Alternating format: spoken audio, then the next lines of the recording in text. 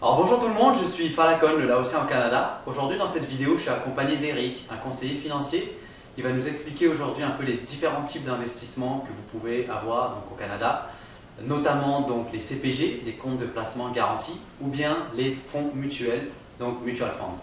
Je vous laisse maintenant en direct avec Eric pour ses explications.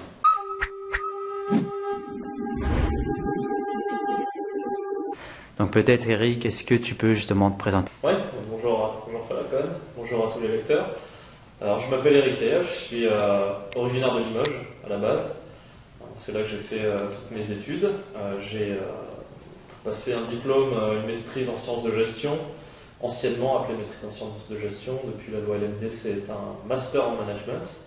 À la suite de mes études, j'ai décidé, j'avais un intérêt pour les finances déjà à l'époque. J'ai décidé d'intégrer la caisse d'épargne pour devenir conseiller financier. J'ai fait ça pendant une année.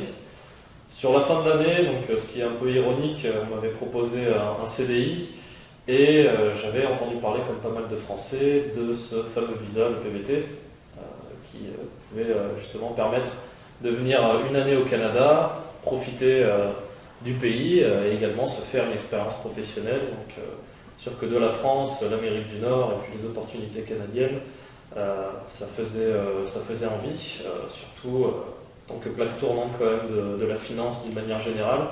Je me suis dit que ce serait intéressant de saisir l'opportunité. Donc je suis venu une année.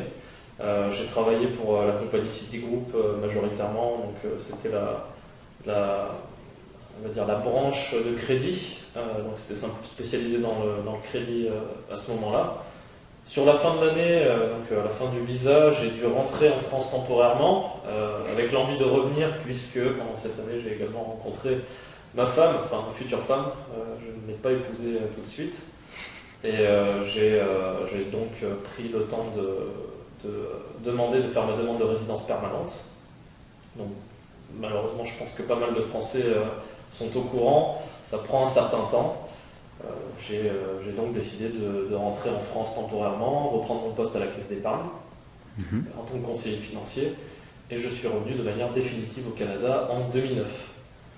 Donc à ce moment-là, j'ai travaillé dans différentes compagnies des secteurs de la finance, les prix immobiliers, les prix hypothécaires, les investissements également.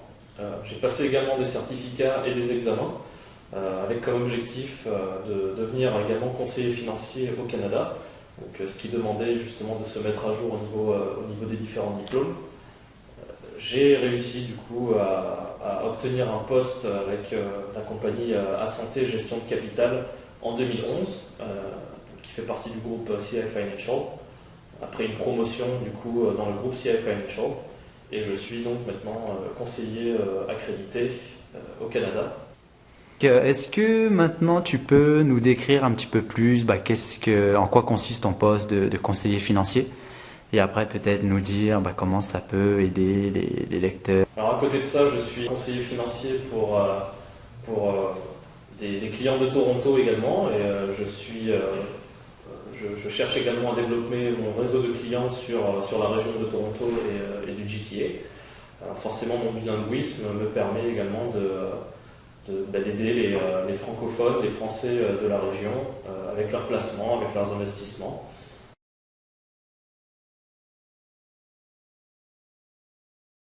Pour répondre à ta question de manière assez simple, je vais différencier les produits de placement qu'on va définir comme sécurisés et puis les autres, d'une manière générale, et puis je vais inclure un type d'investissement bien spécifique qui sont les fonds communs de placement, mutual funds, fonds mutuels également en québécois. Donc, en fait, dans les investissements que l'on va qualifier de sûrs, un produit qu'on appelle le GIC. Donc ce sont des investissements qui sont garantis plus ou moins par le gouvernement. Donc quand je dis plus ou moins, c'est simplement que les GIC sont garantis par le gouvernement pour des termes qui sont inférieurs à 5 ans. Donc ça, c'est le côté avantageux de ce type de produit, c'est que vous savez exactement ce que vous allez recevoir à la maturité du produit. Donc, mais à côté de ça, c'est quand même une garantie. Donc vous payez votre garantie entre guillemets en raison du fait que les taux d'intérêt sont assez faibles. Il y a un autre aspect aussi qu'il faut quand même, je pense, souligner par rapport au GIC notamment, que pas mal de personnes ont, je pense, dans leur portefeuille, c'est que ça n'offre pas une grande flexibilité.